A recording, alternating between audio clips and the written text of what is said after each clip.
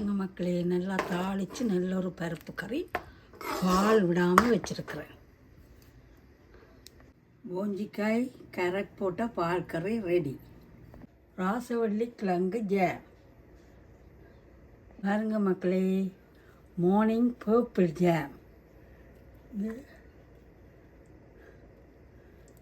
நல்லபடிய ஆடை விழுந்து போச்சு. தேங்காய் பால் விட்டு காய்ச்சின்னா கனடாவிலையும் பர்பிள் ஜாம் வருகிறது.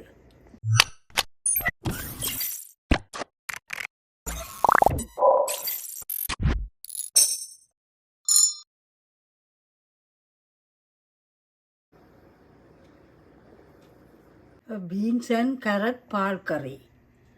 வெங்காயம், பச்சை மிளகாய், வெந்தயம், உப்பு போட்டு கருவேப்பிலையும் போட்டு அவிய வச்சுருக்குறேன். இப்போ போஞ்சிக்காய் 5 விசில் விட்டு அவிஞ்சிட்டுது.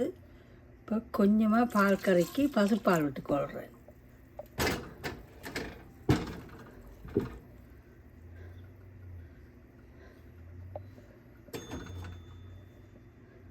பாருங்க உங்களை கொஞ்சம் மல்லியில் போட்டிருக்கிறேன். இப்போ போத்தில் சேவ் பண்ணி வச்சுருந்தேன். வெட்டி போட்டு அதோடைய கழுவி போத்திலுக்கு மல்லியில் போட்டு வச்சுருக்கிறேன். ஒரு கிழமையாச்சு வாடவே இல்லை.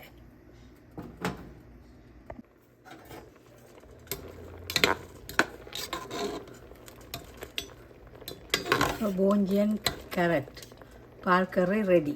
அங்கே மக்களே, போஞ்சி நிறைய வாங்கினான். அதை இப்படி சின்ன சின்ன வெட்டி வடிவாக கழுவி போட்டு தான் வெட்டணும். வெட்டி ஃப்ரீசருக்கு போட்டு வச்சுட்டு தேவையான நேரம் எடுத்து வறுத்து சாப்பிட்லாம். அங்கே மக்களே, போஞ்சியை வச்சு சிப்லாக் பேக்கில் போட்டுட்டு இனிதான் மூடி போட்டு ஃப்ரீசரில் வச்சு கொள்ளலாம். மரக்கறி வேண்டாம் போக தேவையில்லை.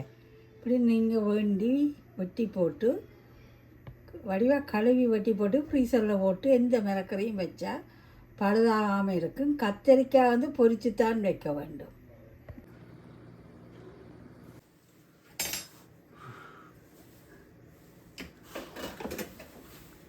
அவனுக்கு என்ன கறந்தது இன்னும் வேற இல்லையே.